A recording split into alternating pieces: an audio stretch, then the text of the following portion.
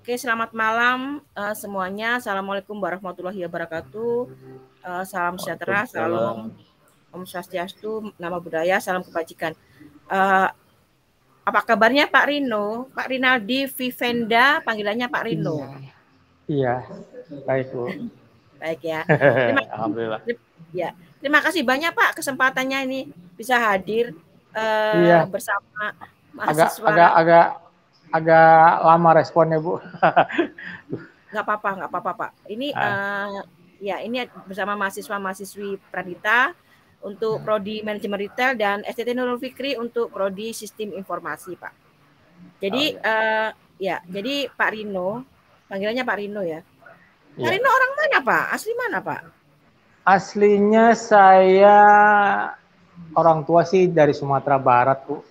Oh Cuman pantes ya, namanya. Nah, saya bilang, ya. cuman ya orang tua lahir di Semarang, 19 tahun di Oh, Semarang, jadi udah merantau oh, kemana-mana Bu. oke, baik. Pak Saya Rino, ini sendiri, Pak Rino itu ah, kuncinya. Dia sendirian, kenapa sendirian? enggak, saya sendiri lahir di Medan, gedenya di Jakarta gitu. Oh, tapi suaranya sih masih tetap anu ya, apa namanya Betawi. Iya, tahu benar. Betawi, tapi Baru bisa namanya nggak bisa hilang. baru bisa bahasa Minang itu pas kuliah di Pekanbaru, Bu. Oh, oke oke oke. Jadi gini Gimana Pak gimana, Pak? Rino, Ya, gimana? Yo. ini kan kami udah turun nih ke pokdakan-pokdakan ya, kelompok Hmm. ikan hias, kelompok budidaya ikan hias. Nah, Ya. itu kan ternyata ya sebenarnya kuncinya itu di bagian marketing nih, Pak Rino. Hmm. Ya, Nah, benar. ini kuncinya. Marketing itu memang kan marketing itu sedikit susah, sedikit sepelekan, tapi itu tombaknya gitu. Kalau nggak ada marketing ya nggak bisa ngapa-ngapain lah, pasti. Kan Benar. gitu, Pak. Betul Ya. kan? Nah, Pak, makanya yang saya bingungkan itu saya menemukan variabel bahwa kelompok budidaya itu dia terintegrasi atau mempunyai MOU atau mempunyai kerjasama yang baik dengan eksportir atau pengepul apalah istilahnya. Itu hubungan baik Pak. Nah berarti ini di tengah-tengah tuh ada peran marketing ini ya pasti ya. Ya. Jadi gini, Bu, tingkatannya ya, Ya, kan ada petani, ada pokdakan, ini petani nih istilahnya ya gitu ya, ya. ya. Ada petani, ada pengepul, ada supplier, baru eksportir. Atau mungkin supplier di luar kota lah, lokal lah gitu ya. Ya. Penjualannya begitu. Jadi sistemnya seperti itu. Jadi memang kesulitan begini Bu. Jadi karena kemarin juga sempat kan tahun 2019 itu kan sempat saya sudah dipanggil oleh Bapeda untuk meng-create lah gimana sih nih bantuin teman-teman di Pokdakan supaya bisa istilahnya memasarkan produk itu tidak dipengaruhi oleh tekanan-tekanan dari eksportir sehingga harga itu bukannya makin naik malah ditekan-tekan terus sama eksportir gitu. Nah, itu udah sebenarnya Bapeda sudah kasih jalan. Nah, sebenarnya SK-nya sudah keluar itu Bu dari RI1 juga ya. Jadi di Depok itu akan dibentuk startup, 3 startup yang ditunjuk itu salah satunya adalah budidaya ikan hias. Karena memang Oke. merupakan ikan neon ini merupakan komoditas ekspor dan yang intinya artinya yang hanya bisa dibudidayakan sementara ini hanya di Depok di Bojongsari itu Bu. Gitu. Nah, ya, Jadi sebuah kunci kan. Nah ya, makanya saya bilang waktu itu perlu adanya istilahnya racer atau penampungan buat menampung semua produksi yang dihasilkan oleh kelompok tani ini, kelompok ikan hias ini, supaya tidak diijon oleh si kaki tangan dari eksportir gitu. Itu ya. yang tujuan kita karena memang kebanyakan sementara ini walaupun kita sudah berkelompok, kadang-kadang namanya petani Bu ya, ya kan Ya. dia ininya cuma lihat uang gitu kan, di mana dapur gue bisa ngebul gitu. Nah, kadang-kadang kan dalam satu kelompok ini kan umpamanya nih di kelompok saya nih Bina Usaha Mandiri tempat Pak Agus, kan Pak Agus sebagai ketua. Nah, ini ada terdiri dari 12 orang sampai 15 orang yang semuanya kan sebenarnya tidak membudidayakan sendiri, breeding sendiri. Ada beberapa orang yang hanya breeding dan yang lain nanti hanya membesarkan gitu.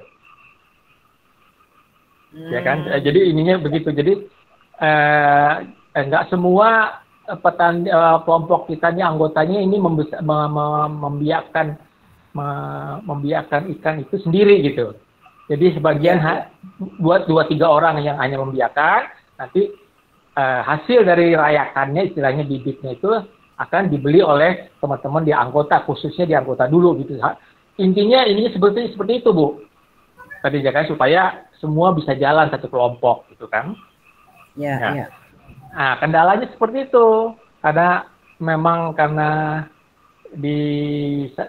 dari 17 sekarang mungkin ya kelompok yang di Bojongsari yang khususnya ikan hias neon tetra itu kan berdirinya sudah lama Bu, mereka juga kadang-kadang. Jadi mereka sudah ada juga yang punya pasar sendiri, yang sudah kadung, istilahnya udah kadung dimasukin eksportir langsung gitu. Sebenarnya dari dulu itu pasarnya mainnya bagus Bu, jadi eksportir ini nggak mau, dia langsung ke petani itu nggak mau gitu. Jadi memang harusnya supplier, karena kenapa, kalau dia terjun langsung ke petani, ukurannya itu kan istilahnya kan kalau namanya ekspor itu kan mesti kualitasnya mesti bagus. Dari segi ukuran, dari segi kuantitinya, hitungan kuantiti per kantong gitu kan, dari segi kesehatan ikannya. Nah, itu kan mesti benar perfect, benar termasuk eksportir itu Bu. Nah, kalau dia pegang supplier, sebenarnya sudah benar dia pegang supplier, mata rantainya, marketingnya dia. Karena supplier ini berani bertanggung jawab atas apa yang dimasukkan jenis ikan itu ke eksportir. Jadi si eksportir itu tinggal komplain ke supplier, nggak mau tahu lah urusan petani gitu kan, petani urusan supplier gitu. Nah, cuma pada saat itu kan kebutuhan ikan neon ini memang semakin lama semakin meningkat. Nah, jadi pada saat ada beberapa tahun yang lalu itu ikan neon susah didapat. Nah, makanya si eksportir ini ngutus beberapa tangan kanannya untuk turun ke petani dengan istilahnya dibekali oleh modal gitu ya. Jadi ya teman-teman yang istilahnya mereka sudah intip bisa menghasilkan produksinya misalnya sekitar satu bulan itu bisa 200.000 ekor benih ikan neon. Nah itu dia kup Bu, gitu. Dia ijor nih pegang sekian juta. Ikan rayakan jangan dikemana-manain, nanti plasma saya yang ambil. Nah, itu jenis seperti itu gitu. Jadi makanya kita bertekad sebenarnya maunya kita bikin suatu badan, satu kelompok atau suatu istilahnya dari Pemda itu pengen oke lah kita semua biayai semua, mulai dari lahan Pemda punya, terus modal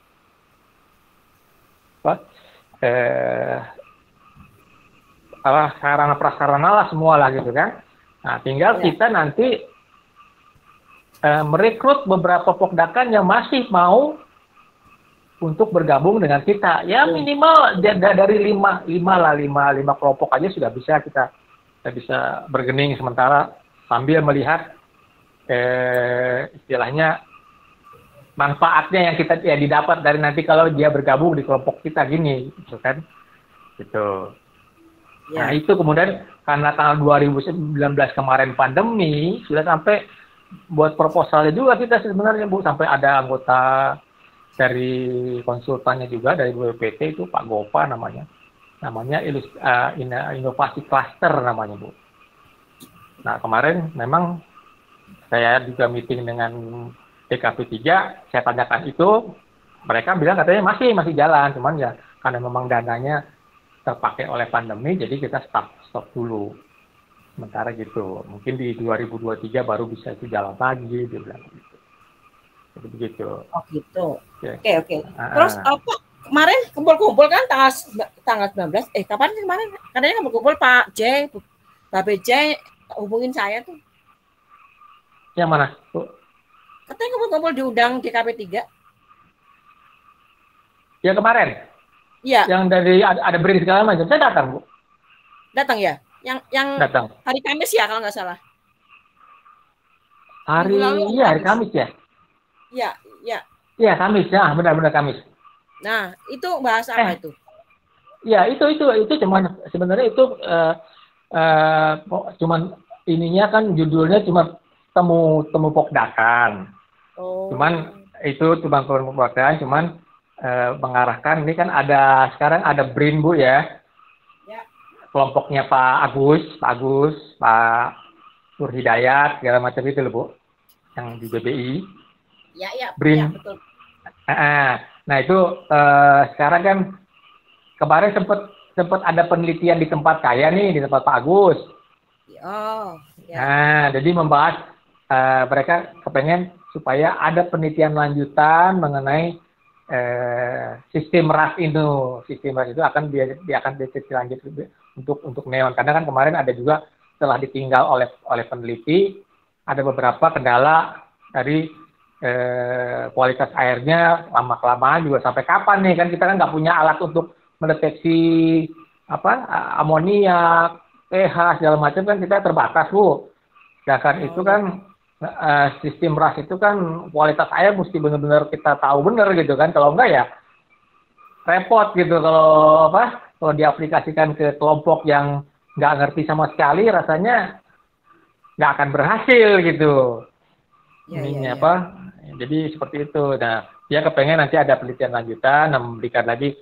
Ini tanggal hari apa ya?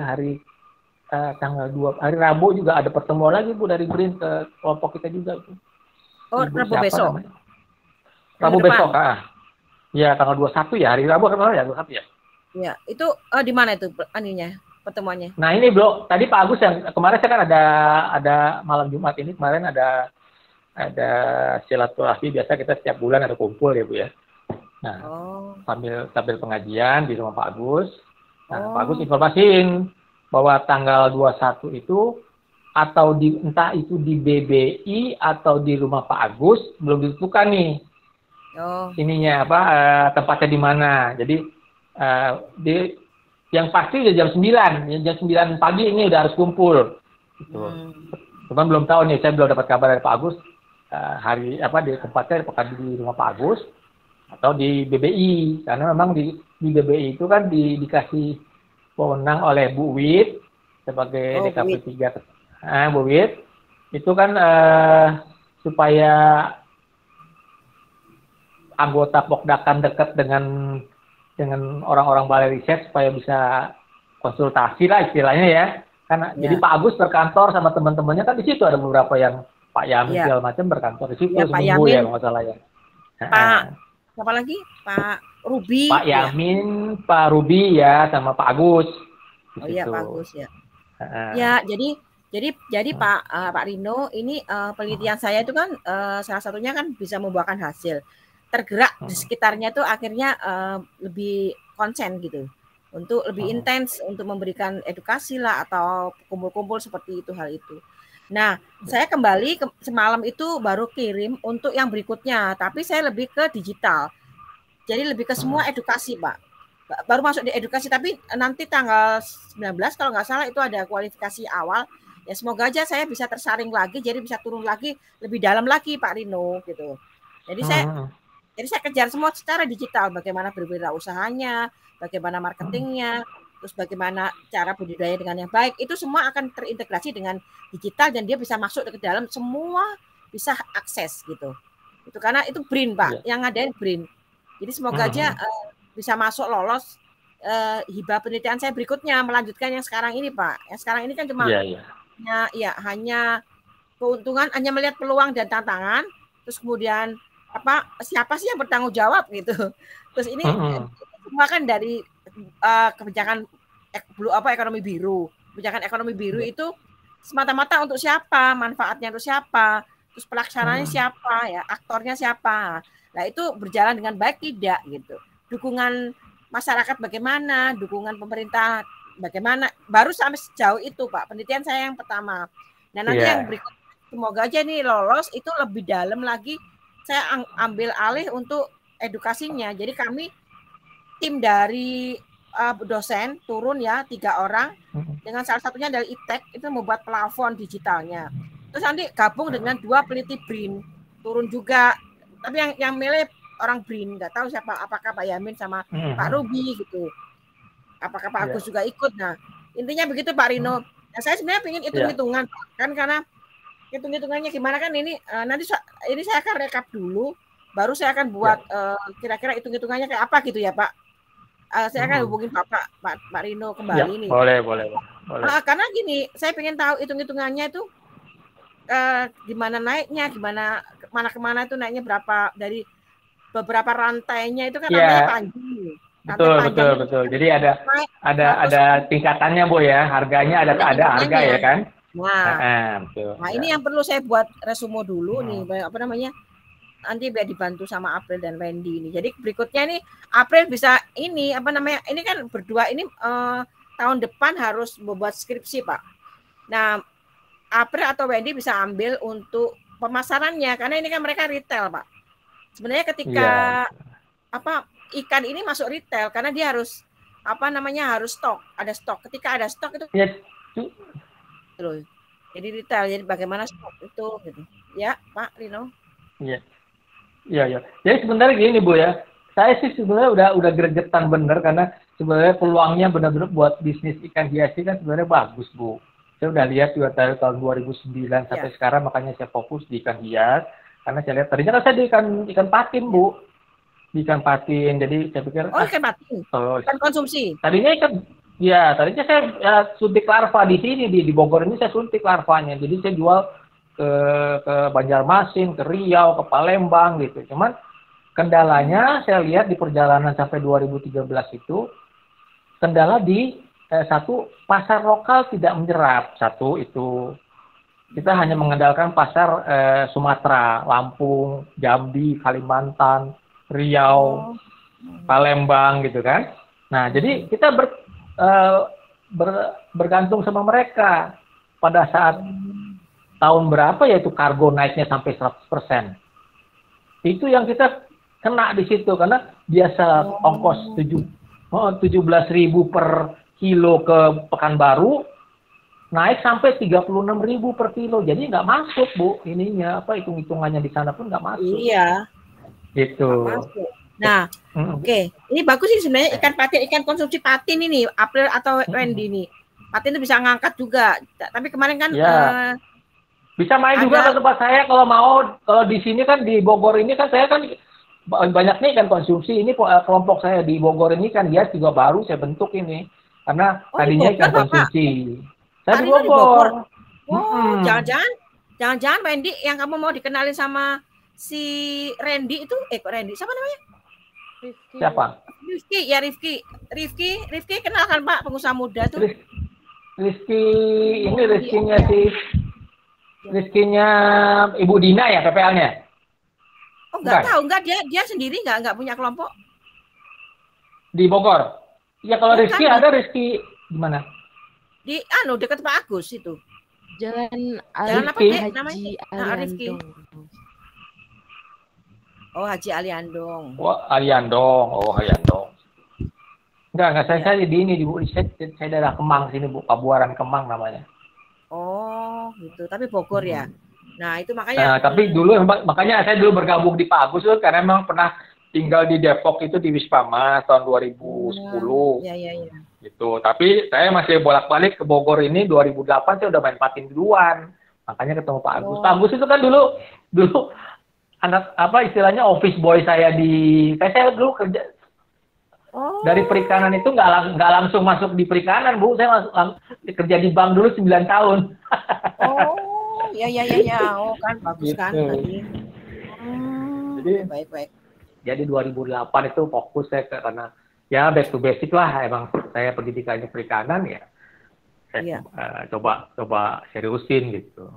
Oh, Pak Rino memang dari perikanan ya ininya? Iya, saya dari perikanan Riau. Dari Oh. perikanan Universitas Riau Pekanbaru. Tahun Oh, itu bagus tuh 84, Wendy ya. atau April tuh. Ini rebutan nih Wendy sama April pasti nih. Kalau iya karena bisa jadi bisa di background pengusaha Pak Rino di Wendy. Karena ikan patin itu jarang. Bisa bagus loh diambil untuk ini. Iya, kendalanya gitu, Bu, ikan patin itu. April? Iya, halo. Iya. Itu April, kamu jangan tidur, April. Saya masih mendengarkan, Bu. Berarti yang ikan konsumsi patin itu di daerah mana ya, Pak? Bapak tadi. Gimana? Maksudnya yang Bapak budidaya ikan konsumsi ikan patin itu berarti budidayanya di mana ya, Pak? Daerah mana? Di daerah Kemang, daerah Pambuaran Kemang namanya. Kemang, Bekasi. Kemang, daerah Kemang Bogor. Enggak, Bogor. Oh. Daerah Kemang Bogor. Oh iya. Oh oke. Iya, berarti... tapi sekarang saya udah enggak. Cuman kelompoknya masih banyak di sini. Ikan patin itu masih banyak. Nah, ada 3 orang yang masih melakukan kegiatan itu. Cuman saya udah nggak berkecimpung di patin lagi. Saya fokus di ikan hias. April, ikan patin itu ikannya Indonesia banget gitu loh. Iya kan. Itu mama saya juga kan di warteg jual ikan patin, sayur. Nah. Ya cuman di Jakarta kurang, kagak kayak ikan lele pasarnya. Jadi ya, ikan lele tuh Wendy udah ngambil tuh. Iya. Kalau ikan patin makanya larvanya itu larinya ke Lampung, ke Palembang, ke Surabaya, sekarang baru yang bagus, yang inovatif karena dia punya pengolahan hasil perikanannya bagus. Jawa Timur malah sekarang bikin ikan patinnya bagus. Jawa Timur karena karena di penyerapan larvanya saya Jawa Timur sekarang lebih bagus karena memang arahnya ke sana ya, karena kargo mahal, jadi kalau lewat istilahnya lewat transportasi darat kan masih bisa kekejar lah ininya ya, cost-nya ya. Ya. Jadi Jawa Timur lebih inovatif dia dari pengolahan hasil perikanan. Jadi dibikin kulitnya juga dibuat, ada sate patin segala macam. Jadi penduduknya pun mau menanam pembesaran ikan patin di sana. Nah kalau di sini kan paling ini di Purwakarta. Ya. Oh, Pak Gitu. Rino, kembali ke SK Pak. Tadi SK dari mana Pak? SK dari Pemda dari itu Bapeda sih Bu, di bawah Bapeda itu Bu, Bapeda Depok. Oh, berarti harus ditanyakan kembali Pak. Kalau ada SK itu berarti berarti sudah ada. Itu makanya kemarin kan sebenarnya dulu yang Bapeda itu zamannya Buwit Bu. Zamannya Buwit itu yang SK itu turun. Jadi kemarin kan sekarang Buwit jadi kepala dinas DKP 3 gitu kan. Makanya kemarin karena Buwitnya cuma membuka, saya pengen nanya ke situ serius gimana nih kelanjutannya. Apakah saya yang sudah kadung mempersiapkan ini, apakah saya mau tawarkan ke investor swasta gitu kan. Sayang ini karena nggak butuh banyak-banyak bener sih sebenarnya kalau kita juga, kan lahan kita sudah ada sebenarnya Bu. Lahan kita di kelompok kita mamanya kan kalau mau diperbanyak lagi kan akuarium tempat Pak Agus itu kan saya punya semua Bu. Saya yang mengadakan gitu. Yang hampir semua sekarang saya punya itu. Yang 12 itu aja yang kemarin dibantu sama orang penelitian ini yang rasnya. Kalau yang sebelah sini itu saya punya semua. Yang akuarium panjang-panjang itu. Iya. Kan sayang nih. Maksudnya gini, saya kepengen dibantu investor itu ya baik dari segi modalnya, karena kan kalau misalnya prasarana sudah ada kan nggak terlalu besar untuk modal kerja kan Bu ya. Artinya untuk nampungin ikannya teman-teman nih udah masuk ukuran nih. Jadi misalnya saya nggak perlu lagi misalnya ekspor itu ngekup nih, saya punya duit 25 juta, jangan di kemana-mana ikan. Sedangkan ini kalau kita sudah punya modal yang cukup, ya nggak mungkin teman-teman itu juga akan lari kemana-mana gitu kan, buang ikannya, jangan kita gitu kan. Nah kalau sudah kita punya punya produk yang cukup, kuantitas yang cukup, itu eksportir nggak bakal lari, pasti nyarinya ke kita. Nah, dengan 3 kunci ikan yang kita punya di Bojongsari, di Depok ini, dengan Cardinal, Neon, sama Red Nose itu yang jadi primadona buat ekspor. Nah, eksportir itu juga akan nanti melihat ikan jenis lain yang akan menjadi ikutan, istilahnya jenis ikan ikutan yang bisa kita jual ke mereka, gitu. Jadi saya ini benar lah, kok kenapa kok? Karena selama ini pengalaman saya, kalau kita nggak punya stok dari istilahnya dari farm kita sendiri, ya, selama ini kan yang sejalanin Bu dari 2009 marketing sendiri nih Bu ya. Jadi kalau dari kelompok saya itu ikannya bagus, kita masukin ke eksportir misalnya kan, bagus. Tapi kalau pas jenis ukurannya yang kita punya sudah nggak ada, tentu kan kita cari yang lain dari yang lain kan, dari kelompok lain gitu kan. Nah, kalau kita nggak masuk ke farm kita dulu di karantina dan kita pilih sendiri gitu kan, kita sortir lagi supaya bisa mendapatkan kualitas yang bagus dari ukuran, kesehatan ikan gitu. Nah, akhirnya begitu kita dadakan, karena kan di eksportir itu Bu bisa seminggu bisa 3 kali kirim gitu Bu, dengan jumlah yang misalnya 1 kali kirim itu 20.000 ekor, 30.000 ekor gitu. Nah, kalau kita tidak mencukupi kuantitas yang akan stoknya, nah kita jadi ambur-ambur nih, ngambil dari mana-mana sehingga ukuran nggak bagus. Akhirnya mental lagi kita. Gitu. Kualitasnya juga nggak bagus juga. Iya, gitu. Paling nggak kita mesti satu pintu, istilahnya keluar harus dari farm kita. Itu baru nanti pasti eksportir akan termanja dengan kita. Oh, ikan sininya bagus. Semua nyari Bu. Kita nggak usah kita pasar, kita nggak usah nawarin nih, saya ngemis mau ikan saya punya sekian-sekian. Dari mulut ke mulut aja orang tahu nanti eksportir ini pasti nyarinya kita punya gitu. Karena satu, ikan kita kualitasnya bagus. Ketersediaan stok bisa diandalkan. Kemudian ikan jenis lain kita bisa koordinasi dengan Bekasi, supplier Bekasi atau petani Bekasi. Kita punya hubungan Bu.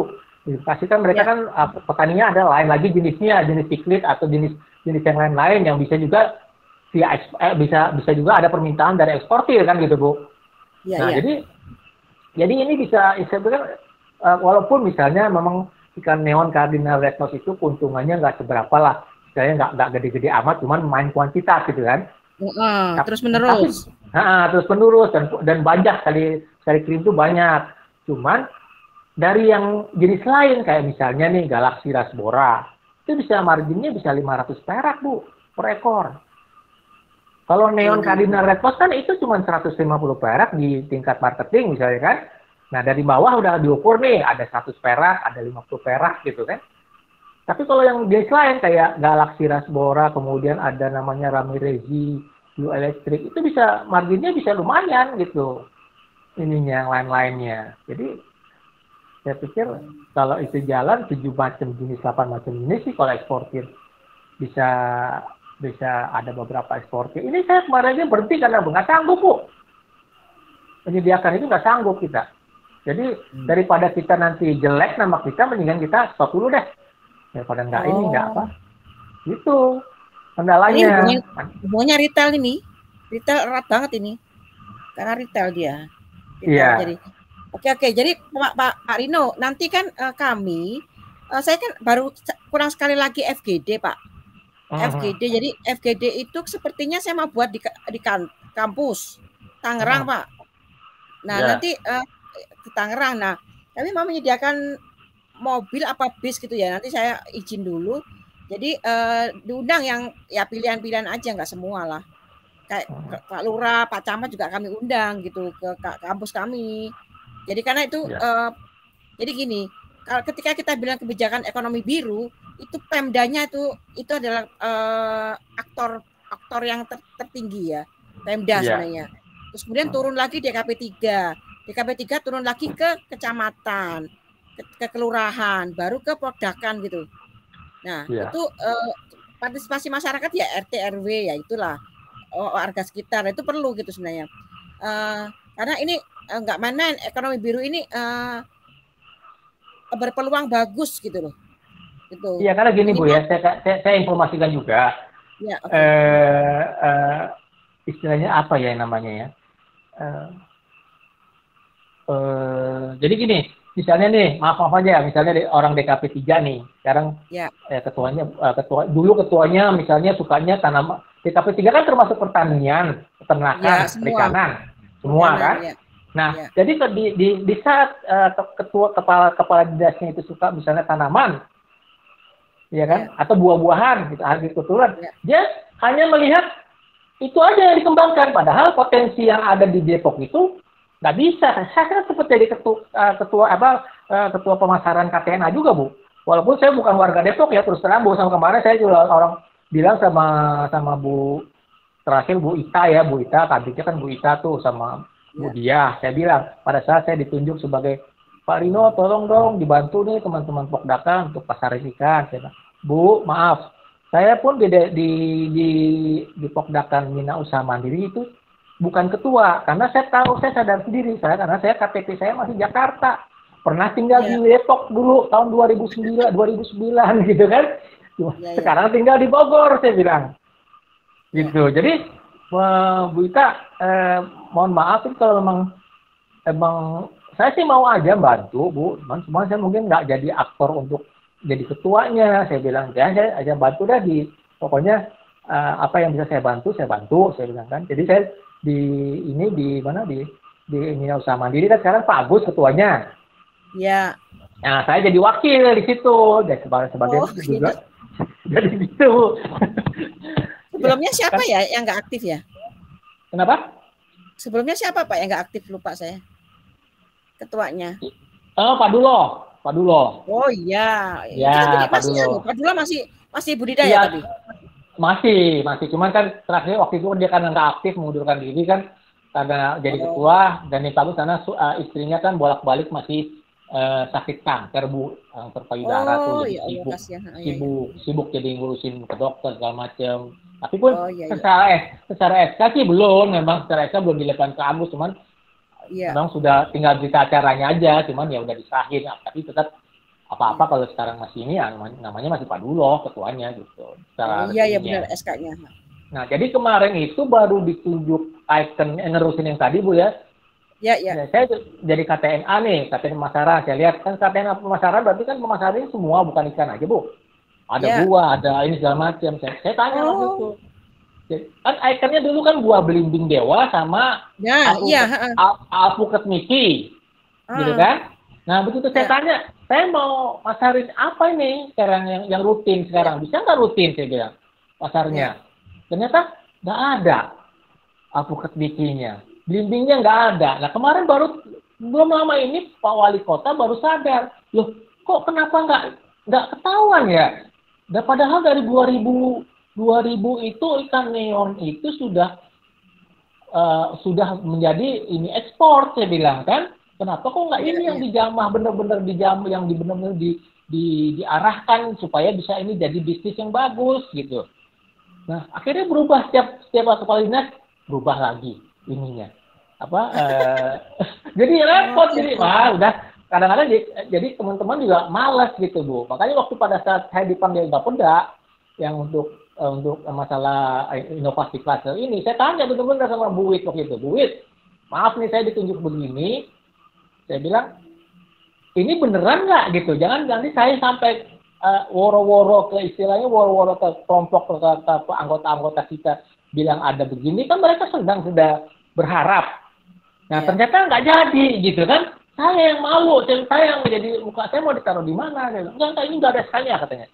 Ini nggak ada SK-nya. Sampai orang KKP-nya juga datang kok Bu. Itu waktu itu sama orang BPT-nya Pak Gopa tuh, saya sempat beberapa kali kita puasa itu melakukan meeting untuk bikin proposal mengarah ke sana. Gitu. Yang Babe Jai bukan, beda kah Babe Jai? Siapa? Babe Jai Jainuddin ya? Apa namanya? Ya. Kemarin ada Babe Jai ada. Ada ya? Jailani. Oh Jailani. Ya, itu Katena tuh. Katena dia, Katena kecamatan, apa? Kecamatan saja. Nah, KTNA itu siapa yang bikin siapa? Emang sudah ada badan hukumnya, Pak? KTNA kan udah lama, Bu, sebenarnya, Bu. Cuman dulu ketuanya Pak Rudi Murodi. Cuman kan karena nggak ada dananya, dia mundur. Pada saat pandemi kemarin dia mundur, dia jadi UMKM sekarang. Ketua UMKM gitu. Nah, jadi kata sekarang kosong, belum ada peletakan jabatan juga masih. Katanya Pak Bejai ketua KTNA. Ketua KTNA kecamatan, bukan yang bukannya bukannya kabupaten. Bukan wali kota, bukannya pusat, bukan. Gitu. Oke. Nah, makanya Pak Rino ya semoga aja ada jodoh ini untuk lanjut. Jadi saya udah masukin semalam. Tanggal 19 cepet ini, Pak. 19 dan penelitiannya cuma 4 hari. 4 hari. 4 bulan. Aduh, 4 bulan cepet banget. Hanya memberikan edukasi dan semua itu harus mudah, edukasi itu diakses dengan mudah gitu mereka tuh. Jadi nanti baik untuk pemula, baik untuk yang ini gitu.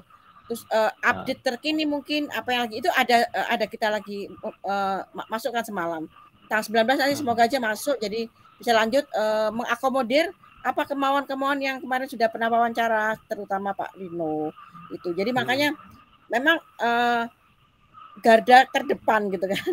Itu pemasaran itu mau nggak mau kadang-kadang memang ngeri karena susah pengawasan itu susah banget gitu.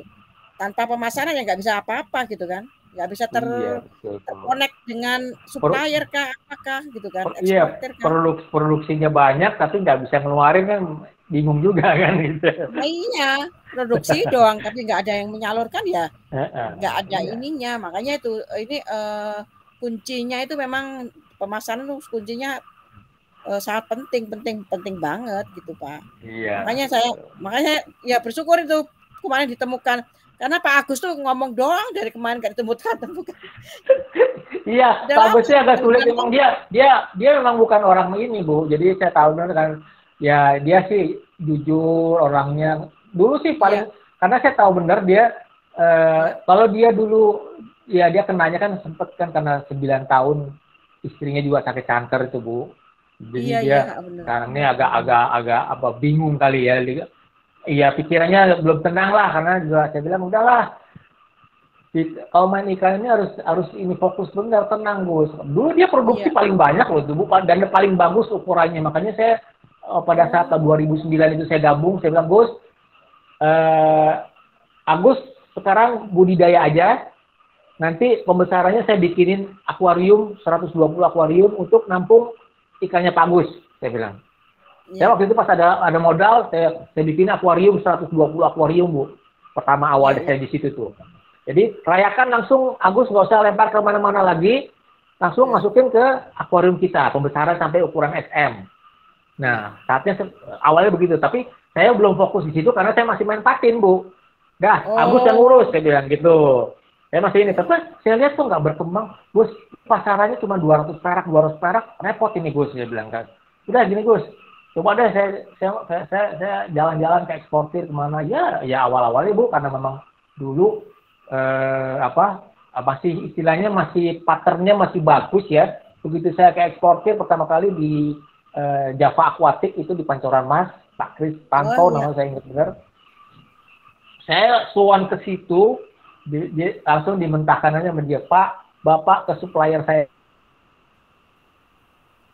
aja nawarinnya karena Bapak petani gitu. Sama. Nih Pak, siapa tahu Bapak perlu.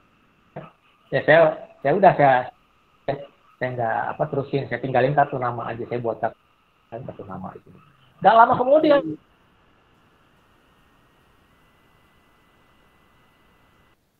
Iya Pak.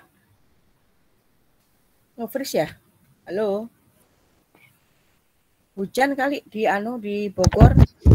Apa hujan masih hujan Pak? Ada. Oh iya ada. Iya.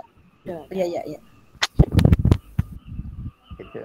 Nah ada katanya berapa Bapak butuh 10.000 Pak? Ya udah nanti saya ke situ langsung dia ke tempat Pak Agus kan ke tempat saya kan. Dia lihat bahwa kita ada breeding, ada pembesaran, terus kelompok tani kita juga ada 12 orang yang bisa mensupport kebutuhan kuantiti kita gitu kan. Ya udah Pak, akhirnya kita di pertama kali menyuplai eksportir itu sama beliau. Jadi Bapak masukin mau seminggu mau 5.000 mau 10.000 masukin aja gitu. Dia bilang gitu. Ya udah alhamdulillah tuh mulai jalan. Nah disitulah mulai kelompok mulai bangkit. Ayo. Nah, makanya saya jadi jadi leader di situ untuk pemasaran karena mereka ya berharap untuk bisa dipasarin lah gitu Bu ikannya kan. Ya oke lah gitu. Saya bilang kan. Jadi Pak Rino megang semua di Bojongsari dong pemasarannya?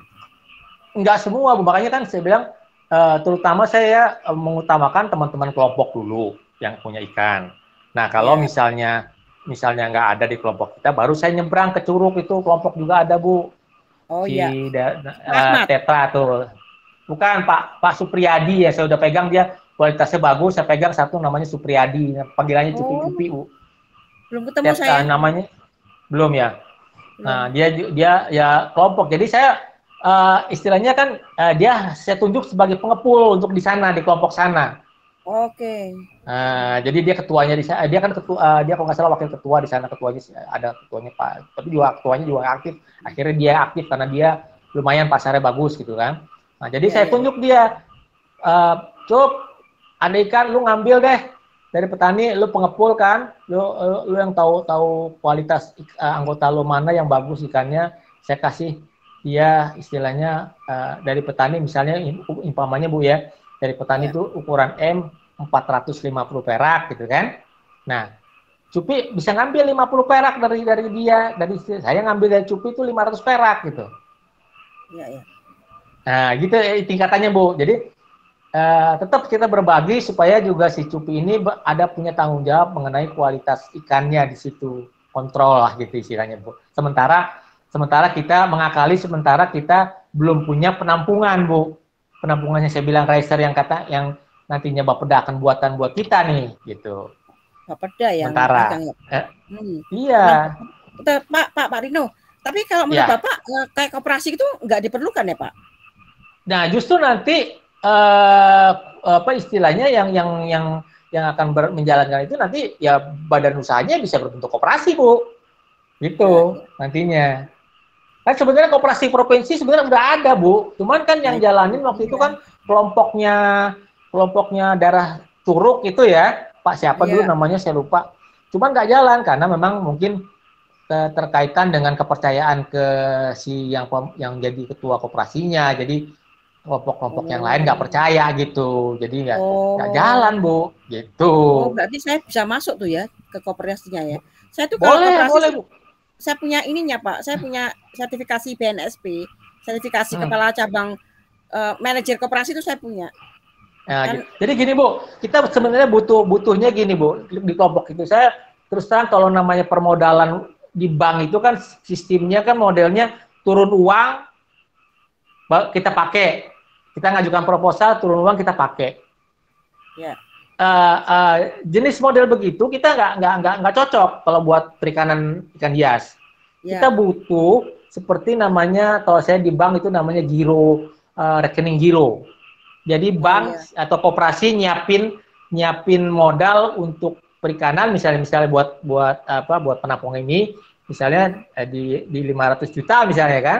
Tapi plafonnya saja 500 juta. Nah, pada saat ini kan kendalanya gini Bu, di lapangan itu kan kita mau beli ikan mau nampung ikan itu kan belum tentu pada saat itu ikan itu ada kan Bu. Oh iya. Ya kan. Nah, jadi kadang ternak itu istilahnya nggak jadi. Jadi kita udah misalnya nih kalau dari bank yang seperti yang kita lakukan sebelumnya itu kan kita pinjam dari bank misalnya 100 juta. Udah ada nih ancer-ancer. Ini bibit harus masuk pada saat ini harus masuk 100 juta ini kita masukin buat bibit misalnya 50 juta itu harus kebeli semua kan Bu. Harus penuh nih supaya nah ini kan bukan barang Bu. Ini kan ikan yang yang hanya bisa kita dapatkan dari pembenih-pembenih, apakah dia bisa sanggup sampai 100.000 atau 200.000 atau 300.000 sekali masuk kan nggak mungkin. Gitu. Padahal di bulan depan itu harus bayar bunga, gitu kan? Nah makanya.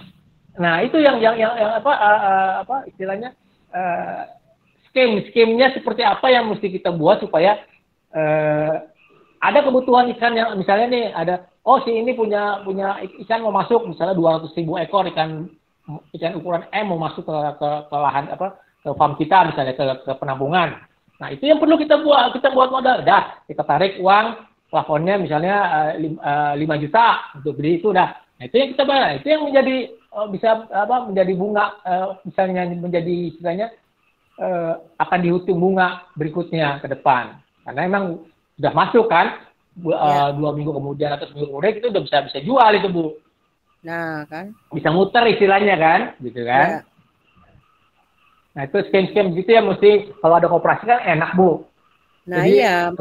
Kebutuhannya berapa kita bisa langsung nih kita butuh benih yang ini ada ukuran M mau masuk 10 juta butuh dana 10 juta bayar deh tuh ke petani ikan masuk gitu kan.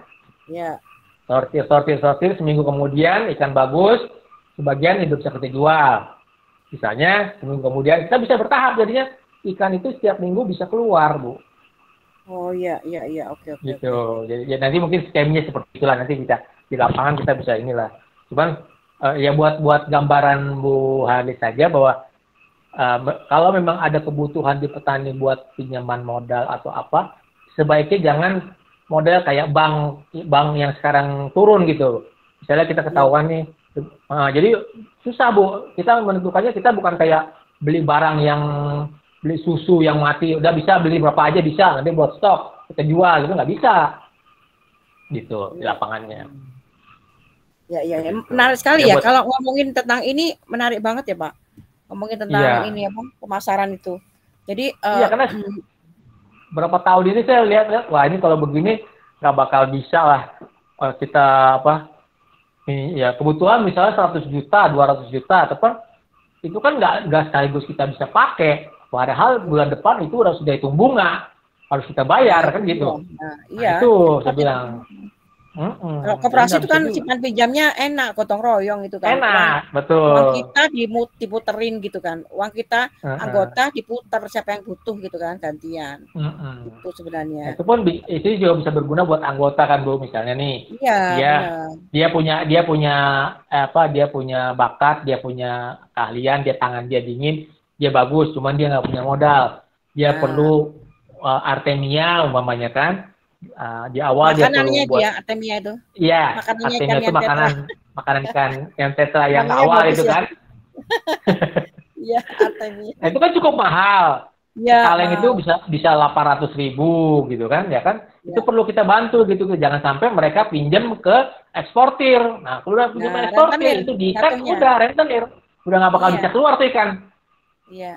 Ke kelompok yang lain, istilah ke anggota yang lain gitu. Iya. Ya, rentenir. Makanya saya tahu banyak orang ngalah-ngalah dibayar rendah karena butuh uang, pinjam dulu gitu kan. Iya. Nah, itu akhirnya makanya itu dinas terkait memang harus ada hubungannya. Oh, DKP memang Dewan Pembina, tapi harus berkolaborasi dengan siapa? Dengan dinas koperasi gitu. Kan satu gedung mereka kan. Nggak jauh-jauh. Iya, dan kepalanya lagi Pemdanya siapa? Wali kotanya dong yang gitu. Wali kotanya. Ya, makanya kalau ketika kita ngomong kebijakan nasional, Pak, kebijakan lokalnya mensupport tidak, mendukung tidak. Iya. Dukungannya apa? Bentuk apa? Yang mana gitu kan? Makanya.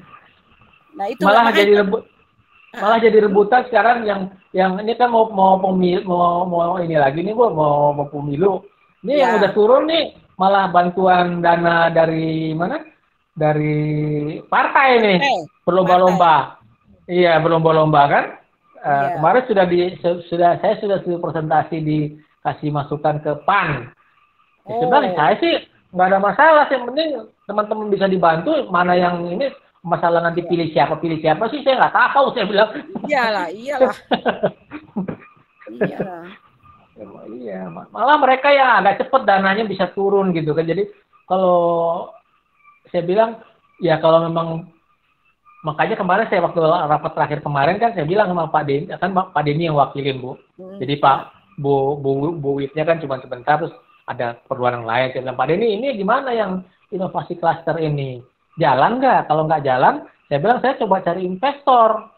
Karena kalau nggak jalan juga repot, kita butuhnya nggak banyak-banyak kok sebenarnya. Kalau Pemda kan mau ngadain buat sekalian katanya tanah yang agak luas nanti buat ekowisata segala macam. Ya silakan aja, cuman kapan dan di mana tanahnya kosongin yang kita bisa manfaatkan. Saya butuh sih tanah yang... Pak Rino, maaf. Kalau kita ngomong ikan neon tetra, kita ngomong wisata tidak boleh, Pak. Jadi secara kebijakan nasionalnya itu kita sudah per wilayah terbagi gitu. Jadi untuk Jawa itu Depok kan masuk Jawa nih. Masuk Jawa itu hanya untuk nelayan lokal. Jadi hanya untuk nelayan lokal, tidak bisa di pariwisata. Kalau pariwisata berarti ngomongnya beda, jangan ngangkat neon tetra. Wisata aja yang umum wisata gitu. Tidak semata-mata neon tetra. Iya, jadi mau dibarengin gitu Bu sama mereka gitu. Saya bilang ya kalau begitu agak repot, saya bilang kan. Bapeja juga dan info saya seperti itu. Saya bilang nggak bisa kalau pariwisata. Pokoknya ngomongin tentang pariwisata nggak bisa. Kita ngomong sosial ekonominya untuk kebijakan ekonomi biru itu apa itu Pak. Mesti fokus ya, mesti fokus di harus ini. Fokus karena memang sesuai kebijakan nasional itu sudah dipilah-pilah gitu. Jadi ada beberapa daerah itu yang itu memang untuk pariwisata, dia tidak boleh jadi nelayan lokal. Pariwisata aja berarti artinya tidak boleh ngambil menangkap ikan nggak boleh gitu kan. Nggak boleh. Jadi makanya ada ekonomi biru itu perlu disosialisasikan Pak. Makanya saya antusias sekali melanjutkan penelitian ini. Semalam ngirim ngantuk-ngantuk saya paksakan tuh semoga aja ada hasilnya. Ada hasilnya karena menyenangkan sekali kalau dosen tuh kan cuma teori gitu kan. Tapi teorinya itu dihubungkan dengan prakteknya, apa yang bisa bantu kan gitu. Prakteknya itu betul, apa? Oh, pakai teori yang mana? Oh, berarti kita harus menyelesaikan dengan yang mana gitu. Secara praktek tidak bisa ini, harus seperti ini, harus seperti itu. Nah, itu ketika kita angkat seperti itu kan saya sudah Q1, Pak. Masuk di Q1 itu secara internasional jurnal saya itu seluruh dunia sudah baca gitu. Jadi Depok sudah menjadikan isunya. Jadi intinya ketika saya sudah mempublikasikan itu, harapannya investor mudah datang gitu. Dengan sangat mudah datang, tertarik dengan tulisan saya itu. Oh, ternyata ini ya benar ya. Identifikasinya ikan neon tetra. Tapi jangan pernah bilang ikan neon tetra sebagai daya wisata. Kemarin kan tidak boleh. Kalaupun wisata boleh, tapi tidak semata-mata ikan neon tetra. Jadi dengan dinas pariwisata sendiri. Jadi nggak boleh untuk. Nah sekarang ikan neon tetra itu kan dan tidak semua ikan hias bisa ditonton gitu kan. Dia akan capek atau apa gitu kan. Dia ada masa-masanya jam-jamnya kan. Jenuh ya. Nah jenuh kan. Dia ada di apa pemijahan apanya. Dikawinkan itu aja ditutupin ya, di apa gitu. Iya, di gelap. Nah, gimana mau jadi pariwisata? Ditonton ya, Kak. Mungkin kan. Nah, itulah kita kembali lagi. Oh, memang sudah ada di perwilayah gitu loh. Perwilayah itu sudah ada ininya. Makanya, nah, saya itu harus mensosialisasikan tuh. Karena semuanya tidak tahu ekonomi biru tuh, Pak. Apa sih ekonomi biru? Tidak tahu gitu. Ya, tugasnya akademisi kayak kami itu yang peneliti-peneliti turun untuk memberikan edukasi, walaupun para Pokda kan nggak butuh itu. Ngomong apa sih? Saya butuh modal gitu. Iya, biasa gitu Bu, kalau petani gitu. Kadang-kadang mereka jualan kesel kalau orang ada PPL pada datang kan, bukannya malah bantu malah ngerecok. Iya, katanya gitu. Ngomong apa sih Bu? Gitu. Modal aja kita mah. Kalau ada modal makanya kalau ada apa-apa, kalau urusannya ke dinas, ke apa, mereka pada nggak mau, pasti saya yang disuruh duluan gitu. Pak Rino aja maju ke sana. Aduh.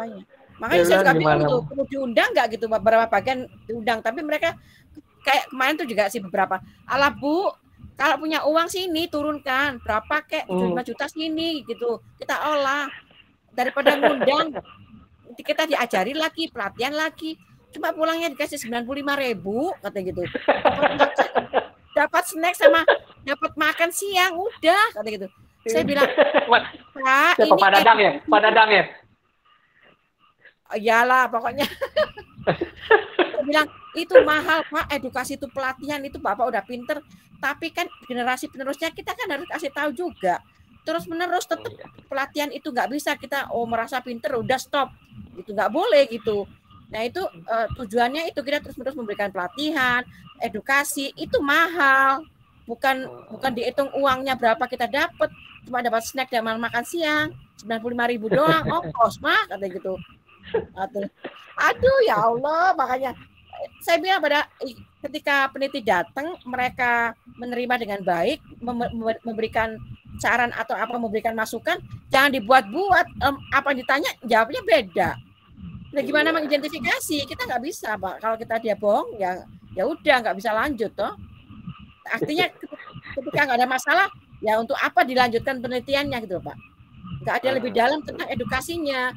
Tapi kalau mereka terus terang apa yang terjadi, oh iya, kami memang prakteknya punya secara otodidak, tapi kami butuh teorinya yang benar apa itu perlu lah, itu bagus kan membuka ruang kita untuk masuk gitu kan.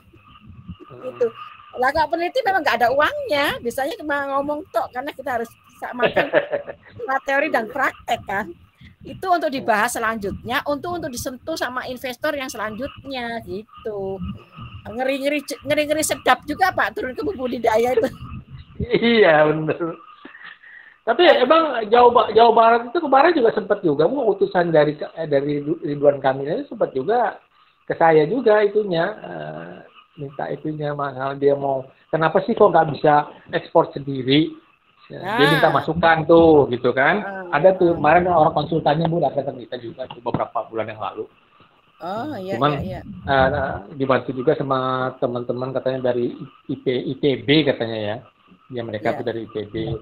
Cuman kemarin saya bilang begini, kita bukannya nggak bisa ekspor, ada kok tawaran, ada kok yang langsung WA ke saya atau email ke saya minta ikan dari Israel, dari mana. Cuman kan kita bukannya nggak ngerti. Kalau misalnya masalah eksportir surat-suratnya kan kita bisa pakai ini Bu, bisa pakai jasa di sini. Gitu. Cuman kan sekarang hubungan kita dengan buyer itu mau nggak mereka bayar di depan dulu. Kalau kita kan nggak berani, modal kita nggak kuat. Kalau mereka China sama Cina misalnya nih dari Singapura segala macam. Pontianak, Cina sama Cina juga masih sedulurnya. Kadang-kadang kan dia mau bayar sebulan, dia mau bayar 2 bulan, itu urusan mereka. Yang penting bayar ke petani itu minimal paling lama itu seminggu saya bilang. Kalau lebih dari seminggu, ya itu mesti ada perjanjian lagi dan kita lihat juga kondisi modal kita gimana. Gitu. Karena kan kita hubungannya dengan petani, supplier ini. Iya kan? Nah, kita petani juga nggak mau istilahnya bayar tempo lama-lama. Maksimal ikan bagus 3 hari bayar, gitu kan? Ya. Kalau sistem ke petani itu kan. Kalau perlu ya kalau memang dia butuh ya cash langsung cash. Dia senang bener besok dia nyetor lagi ke kita. Kan begitu. Aduh, menarik sekali nih. Ini kasih kesempatan mahasiswa bertanya ya Pak Rino ya? Ya, silakan Bu. Ayo Wendy, April, Fania, silakan bertanya. Ini bagus banget ini. Pak Rino kan enak ini, apa namanya, memberi edukasinya kan banyak didapat nih hari ini nih. Wendy? Ya. Wendy. Ayo nak, nanya. Ya Bu. Nanya nih Pak Rino. April. Sebelumnya April kayaknya belum kenalan Ibu sama Pak. Oh iya, silakan kenalan dulu. Panggilnya Pak Renal. Ya, Pak Rino aja, panggil aja Pak Rino ya. Iya, sebelumnya perkenalkan nama saya April dari Prodi Retail Management Universitas Pradita dan sekarang semester 5 gitu Pak. Nah, kalau boleh tahu Bapak itu tadi kan April kebetulan masuknya telat juga. Jadi Bapak itu tadi sebagai apa ya Pak? Maaf. Saya kalau di apa nih di kelompok ya maksudnya? Ya saat ini. Ya kalau di kelompok saya tetap sebagai anggota, cuman bagian pemasaran kebetulan memang saya dari awal arahnya ke pemasaran gitu. Jadi kita bagi-bagilah kan kalau namanya di kelompok itu kan ada yang namanya, sebenarnya saya juga di Bogor ini juga ada, saya budidaya sendiri ikan yang sesuai dengan kualitas air saya di sini, saya budidaya sendiri, ada ikan tempis segala macam. Cuman kalau di kelompok saya di sana, karena mereka sudah ada patternnya masing-masing, bagiannya masing-masing, saya coba untuk mengambil porsi saya sebagai marketing gitu. Jadi fokus, saya bagi tuh. Ada yang breeding, misalnya dari 12 orang anggota kelompok, 3 orang breeding.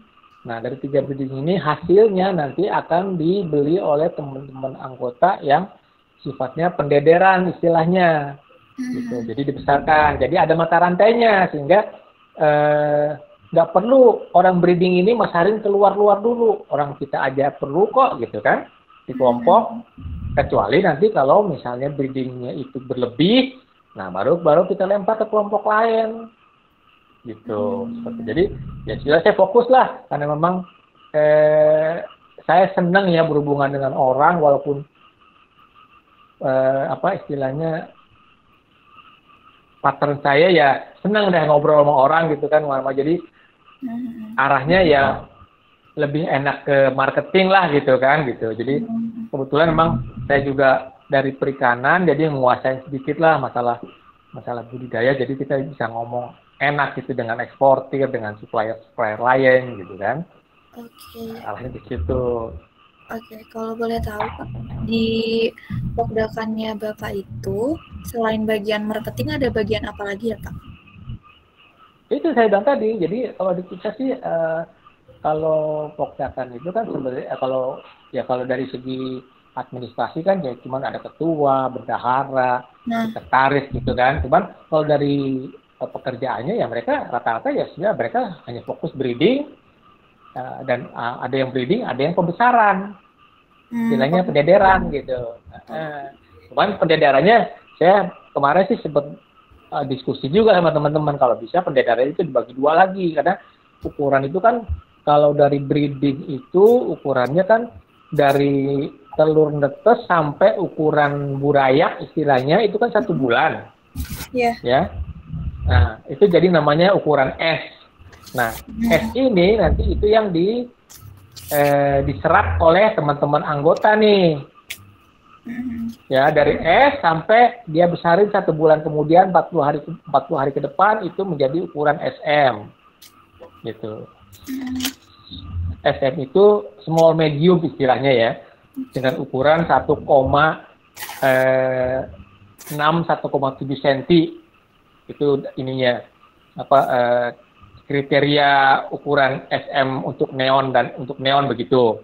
Nah, maksud saya kalau dia mau sampai ukuran M kan berarti harus nambah lagi sebulan lagi. Kan terlalu lama itu proses dia nunggu cash flow dari buat dia dapur dia lah istilahnya ya.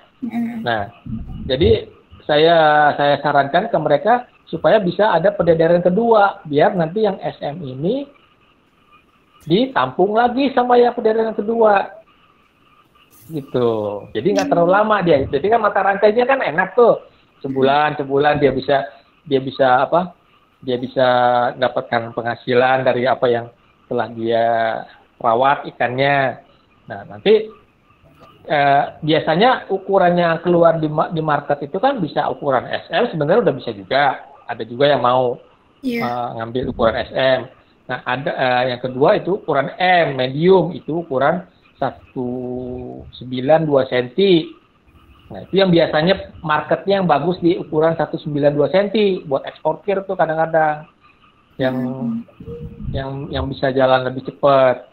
Nah, makanya pada saat itu saya kenapa di tempat Pak Agus kemarin saya alihkan. Jadi Pak Agus nggak usah breeding deh.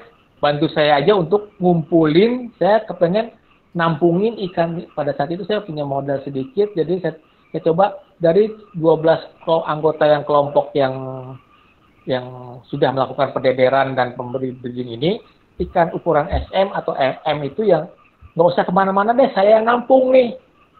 Gitu, di tempatnya Pak Agus itu. Ya kan akuariumnya ada besar-besar tuh, sengaja saya buat tuh. Supaya nampungnya agak sedikit banyak. Biasanya kan kalau akuarium kecil cuma nampung 500 ekor. Ada lagi namanya sistem meras, jadi terbantu sehingga satu akuarium bisa isi 1.200, 1.500 akuarium kecil, akuarium besar itu bisa isi 5.000 ekor gitu. Nah, maksud saya itu, jadi saya jadi penampung kecil lah di kelompok gitu ya. Untuk saya coba keluarkan pasar supaya kualitasnya agak lebih bagus dibanding kalau saya nyari tempat orang lain gitu. Oke. Seperti itu. Jadi ya sebenarnya kalau dibilang pembagian itunya ya paling cuma ada breeding, pendeteran dan pemasaran gitu aja. Oke. Terus. Berarti kan tadi yang Bapak jelasin itu ukuran-ukuran dari ikan neon ya, Pak? Iya, ikan neon. Kalau misalnya ikan patin itu bagaimana ya, Pak? Jadi kayak ikan lain. Jadi udah kalau ikan patin itu kita udah ekspor atau masih kayak buat lokal aja apa gimana? Apa ikan patin? Iya.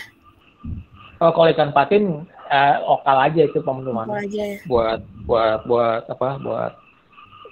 untuk pembesaran mereka untuk biasanya kan Palembang tuh beli larva dari kita, kemudian dibesarkan sampai ukuran 2 inch, nanti baru dilepas di empang tuh buat pembesaran.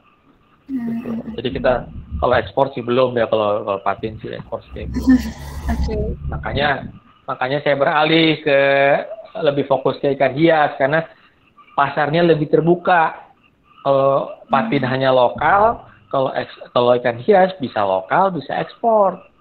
Jadi kan lumayan, ininya peluangnya lebih bagus dibanding dengan ikan konsumsi yang saat ini yang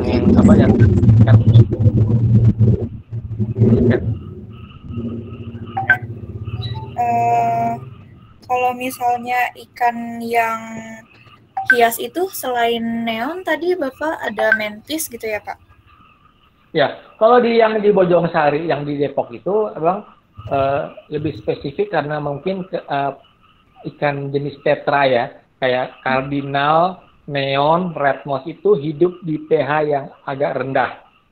Gitu. Jadi makanya spesifik ikan itu tumbuh kembang bagus di daerah Bojongsari karena memang pH-nya cocok gitu. Jadi keuntungan kita neon kardinal itu nggak bisa dibudidayakan di tempat yang sembarangan kayak di Bekasi gitu kan, pH-nya itu di atas 7, mereka di atas 7, mereka nggak bakal survive untuk melakukan pembudidayaan di sana.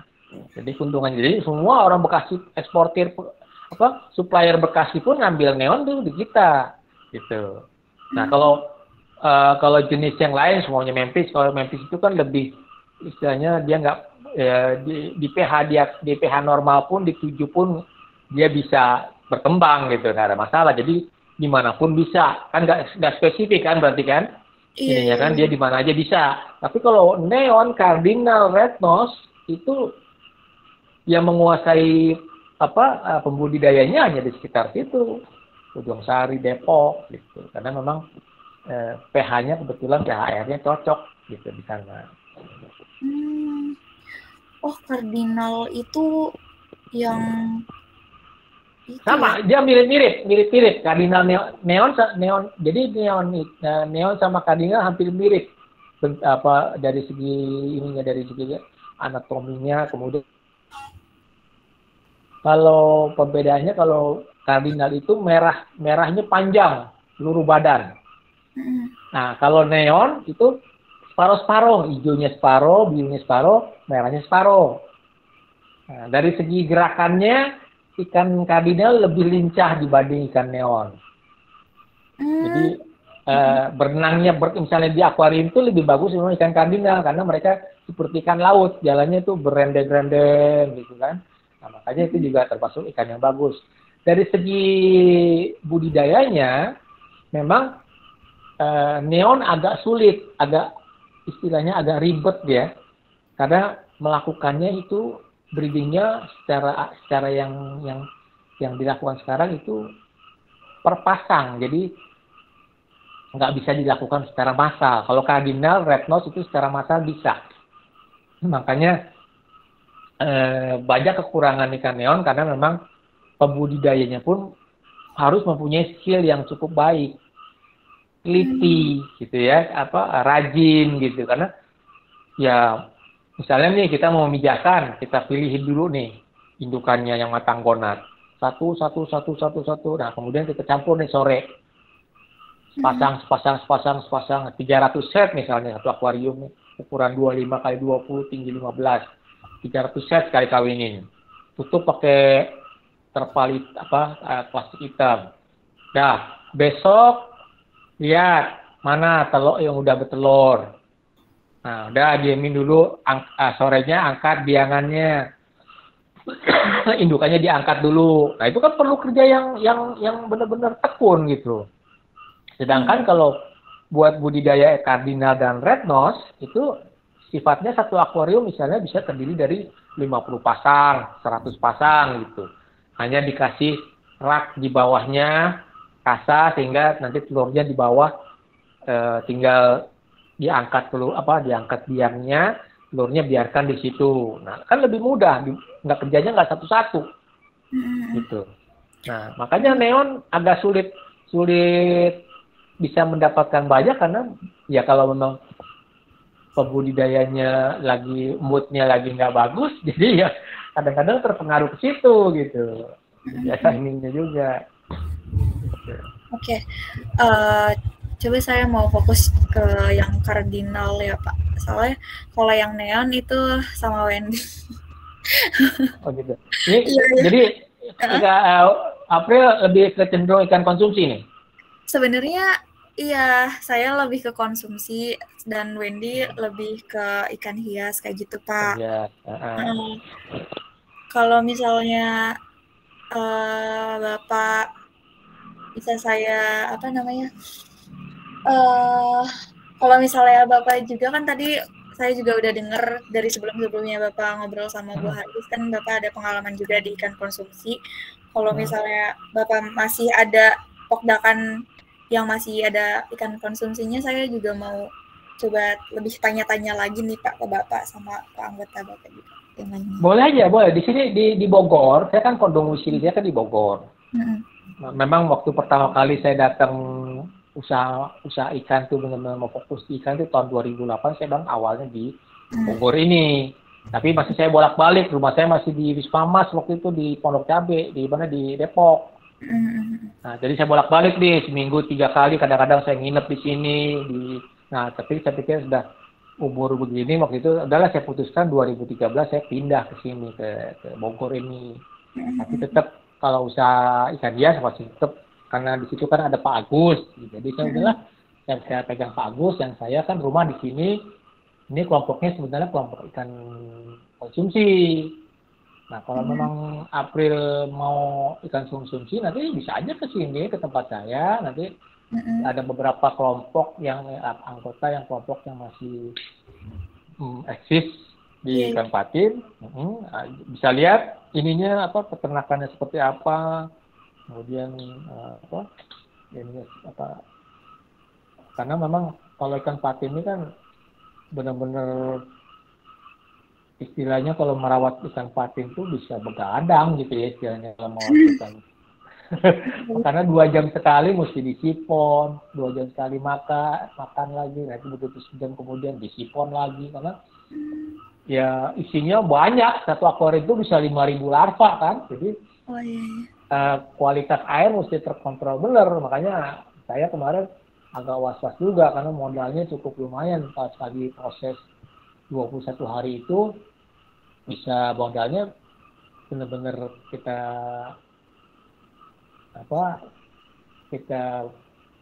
tanggung jawabin benar-benar, karena kalau enggak meleset ya lumayan gitu kan gagalnya. Kalau udah namanya satu akuarium mati ya udah akhirnya kalau panen nggak sampai 300.000 ekor itu nggak balik modal gitu.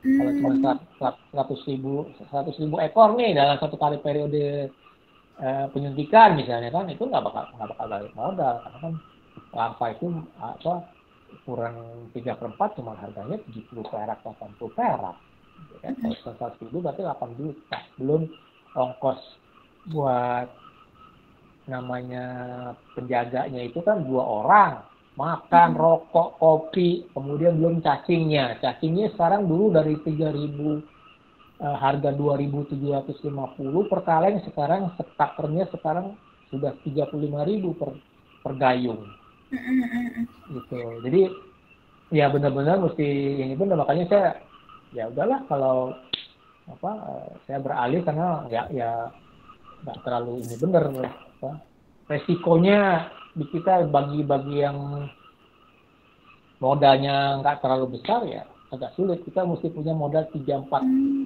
cadangan, 3-4 kali periode gitu.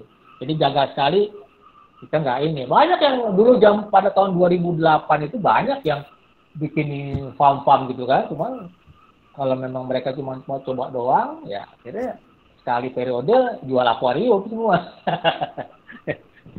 Gitu. Ya, silakan aja nanti kontak aja. Saya kan ada Bu Arlis ada nomor telepon saya nanti. Sewaktu-waktu misalnya ini ya kontak saya dulu karena saya kan mobile nih ya, kadang-kadang kemana gitu. Jadi belum tentu ada di rumah, nanti kontak aja dulu ya. Oke Pak, tapi sebelumnya tanya lagi. Ya. Tadi selain ikan patin yang konsumsi ada ikan lele, terus apa lagi ya Pak? Kalau di sini biasanya yang bagus sih ikan lele, ikan gurame, sama ikan patin. Itu aja 3 tuh. Kalau nila kan nggak, kalau nila di sini nggak bagus karena kan airnya nggak terlalu. Kalau ikan nila itu kan mesti air deras ya, airnya mesti bening, mesti air deras. Di sini ada irigasi, cuman nggak begitu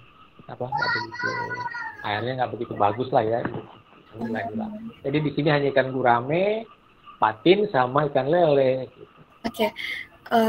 Ikan gurame, patin, sama lele, kira-kira apa yang jadi kelebihan pokdakan Bapak sendiri biar broker atau orang yang mau supply itu ambil di pokdakan Bapak itu apa?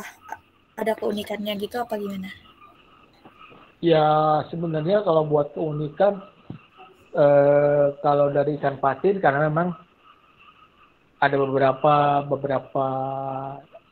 kelompok yang melakukan ini, jadi sehingga mereka bisa melakukan pasar ambilnya itu bisa secara rutin gitu. Jadi mereka ambilnya ke sini gitu. Jadi tapi memang semenjak kargonya naik, mereka jadi agak berkurang gitu kan, karena memang jadinya kirimnya nggak ada yang ke Kalimantan, ke Palembang.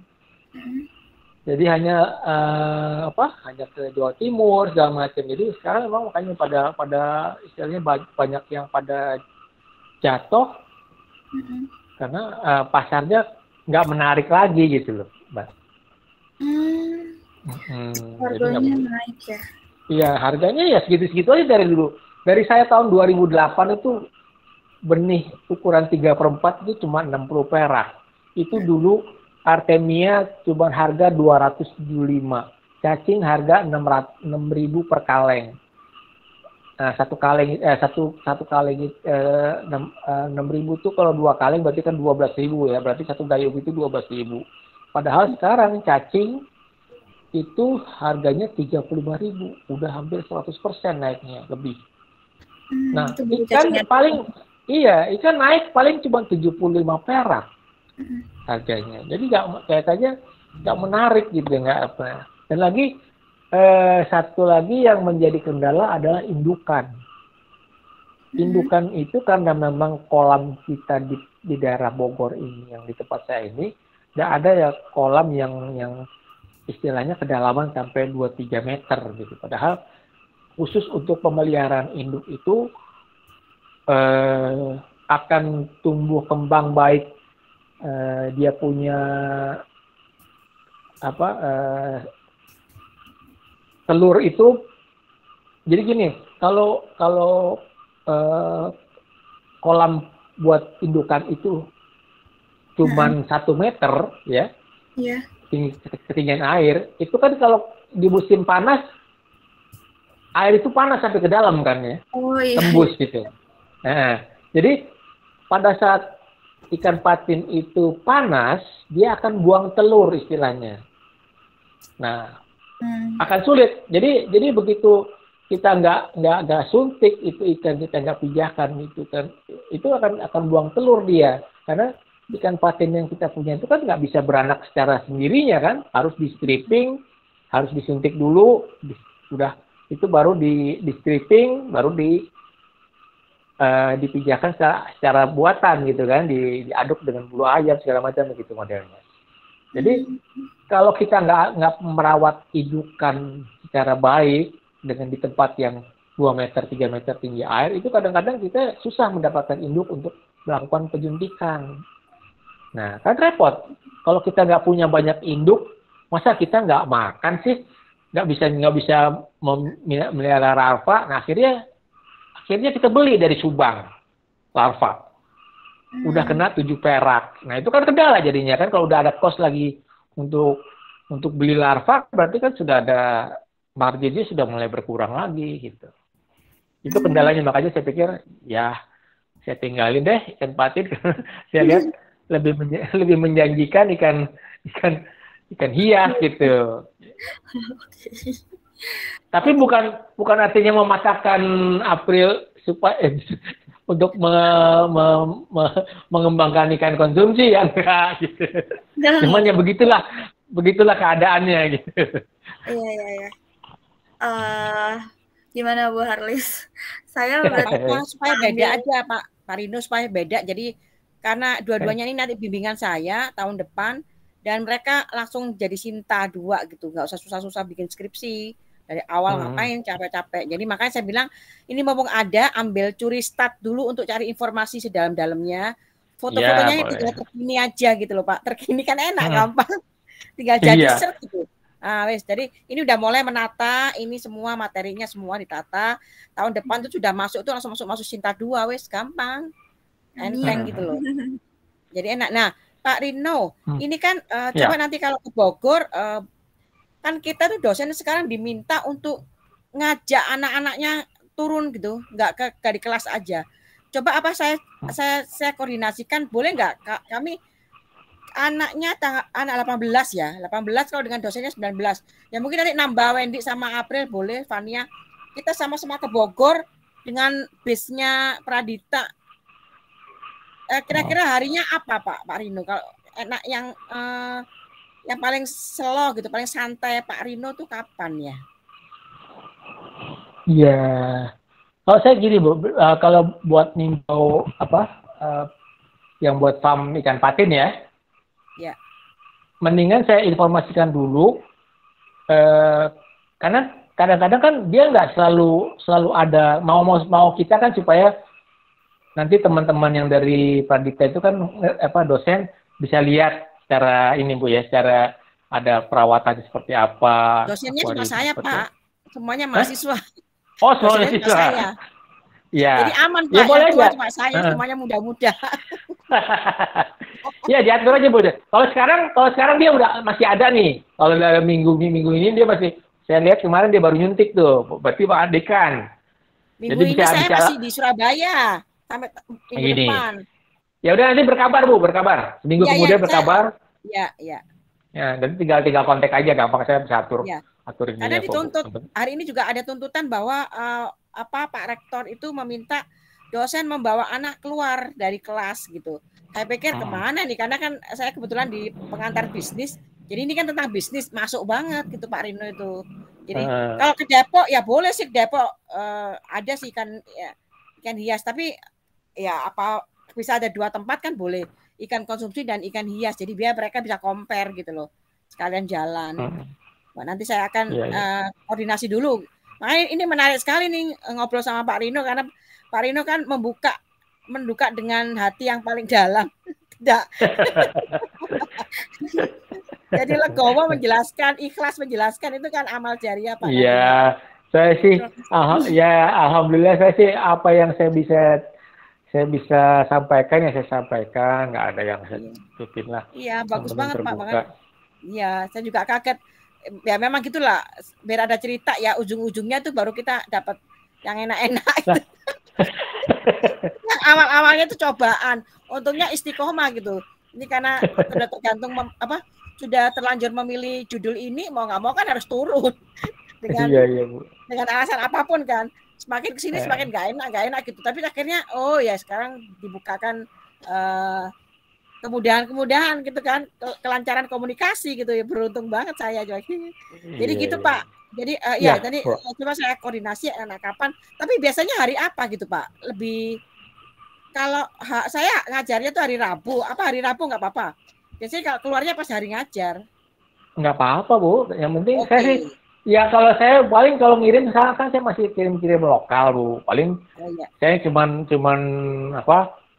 kalaupun ada kiriman pada saat hari Rabu itu, memang kebetulan biasanya kan teman-teman adik-adik AUP pada praktek di sini Bu, sebelum pandemi itu ada yang bantuin saya lah gitu kan. Pada saat itu memang kan pas lagi rame-ramenya ekspor tuh, saya masih pas bener kebetulan teman-teman dari adik-adik dari AUP itu pada dibubarin dari asramanya kan,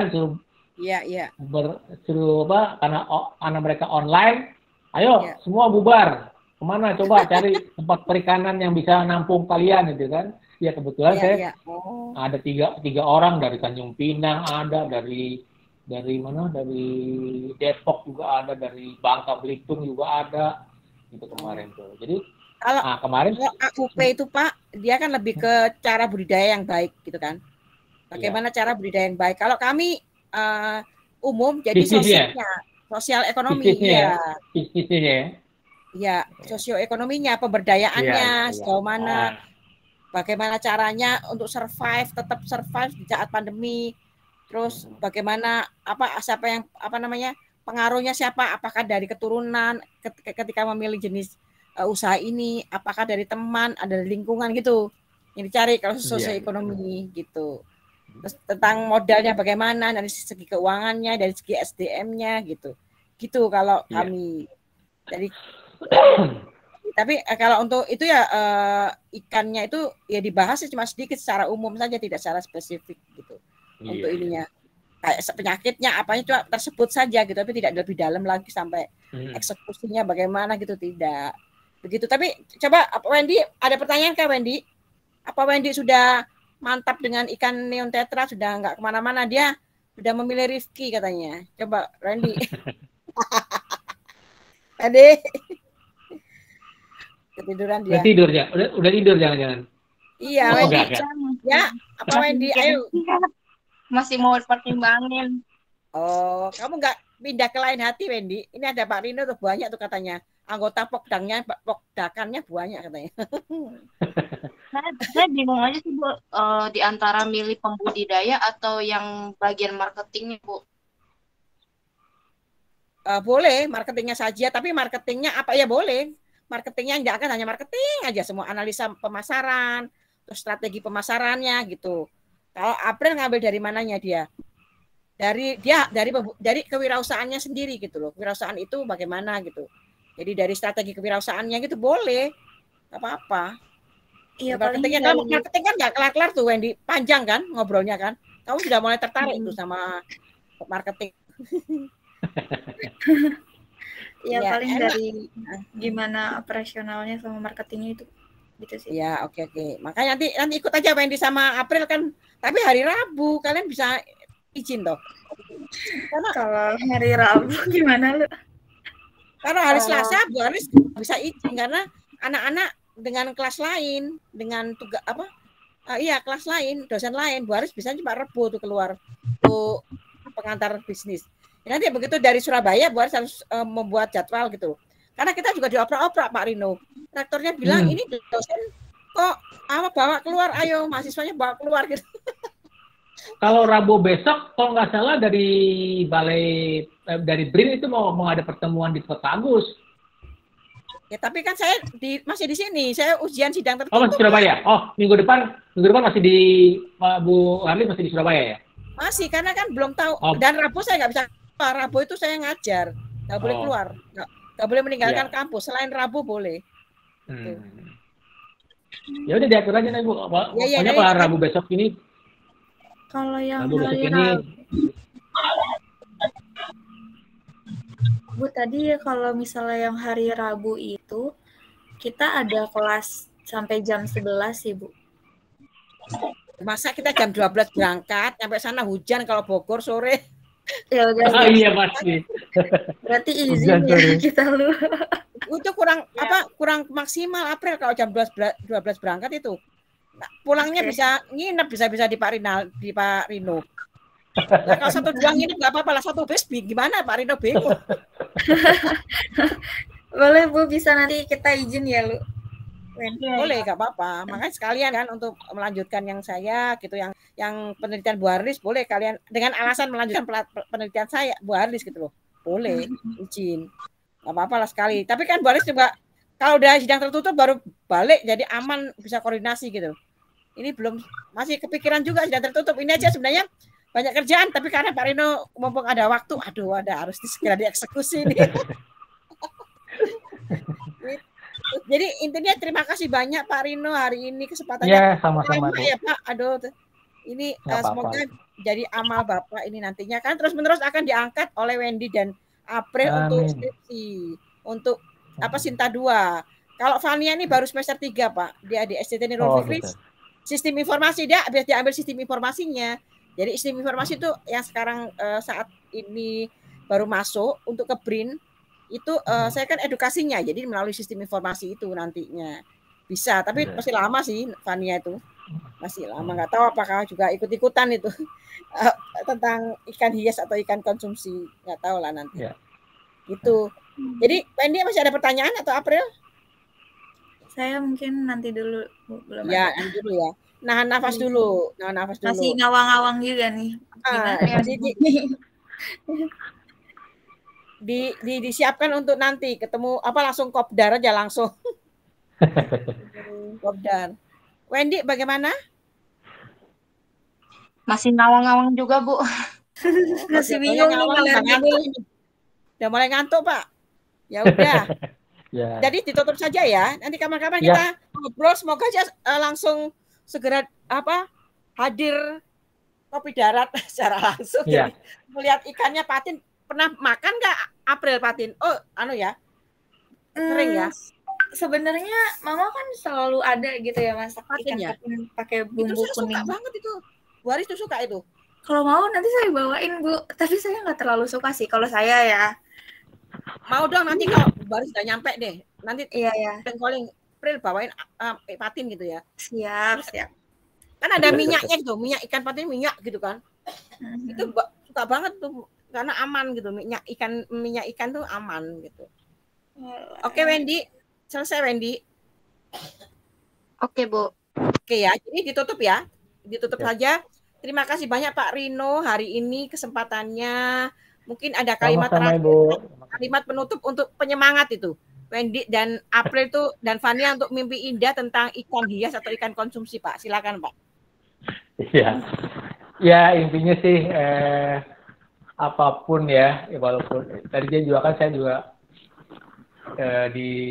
pada saat kuliah juga kan ya dulu sih nggak ada terbayang bahwa ikan hias bisa menjadi satu mata pencarian yang bisa membuat kita survive ya. Nah, dulu kan zamannya saya bilang tadi ininya sih hanya konsumsi saja, jadi makanya nggak ikan hias, nggak ikan konsumsi, tapi arahnya itu lebih ke hasil akhirnya. Jadi komoditas akhirnya itu seperti apa. Jadi arah bisnisnya ya. Kalau memang bisa produksi ini, apa sih ujungnya yang mesti kita bisa create supaya ikan konsumsi ini bisa menjadi komoditas yang bisa diandalkan gitu. Kalau ikan hias memang di Indonesia ini kan diciptakan beberapa banyak jenis ikan hias yang benar-benar macamnya banyak ya, sehingga kalau untuk ikan hias kelihatannya pasarnya lebih bagus baik lokal maupun ekspor. Itu aja sih yang supaya menjadi semangat ya. Jangan putus asa juga jadi mengambil ikan konsumsi ya. Gitu. Yang diutamakan sebenarnya ini ya. Jadi yang diutamakan tuh kalau ikan konsumsi itu ininya apa? Kreasinya untuk di pengolahan hasil perikanannya itu, inovasinya di situ. Jadi supaya yang nanam ikan si petani ini bersemangat karena memang ada yang nampung gitu kan gitu. Rantainya ke sana. Oke. Itu yang penting sebenarnya. Kalau jadi arahnya diarahkan ke ininya arahnya ke hasil akhir. Jadi inovasi di hasil pengolahan perikanannya gitu. Oh, oke. Misal kayak ya. Teknologi apa yang dipakai buat budidayanya kayak gitu ya, Kak? Betul. Jadi dari segi mungkin kalau teknik budidayanya kan sudah banyak lah peneliti-peneliti juga yang melakukan seperti kayak bioflok lah segala macam kan ada ininya tuh teknologinya sekarang. Terus kemudian juga ada yang namanya dari merubah kelamin ikan nila sehingga bisa lebih besar jadi monoseks gitu kan. Kalau ikan nila kan arahnya ke sana tuh pakai ilmu yang pakai hormon segala macam gitu kan, teknologi lah itu arahnya ke sana aja yang penting. Oh oke, Pak, makasih Pak masukannya. Iya. Padahal ini tadi kalimat penutup loh, April. Kenapa kamu nanya lagi? Oh iya, aduh saya lupa Pak, maaf ya Pak. Nggak apa-apa, untungnya Pak Rino baik sekali. Karena Pak Rino ingat pernah jadi mahasiswa gitu kan, jadi betul. Oke baik, mungkin saya akhiri Pak, udah jam 9.21. Oke, terima kasih Bu. Terima kasih banyak Pak Rino. Salam untuk keluarga, terima kasih ya, selamat malam. Assalamualaikum warahmatullahi wabarakatuh. Ya. Waalaikumsalam warahmatullahi wabarakatuh. Terima kasih Pak Rino, Bu Harlis. Terima kasih Pak.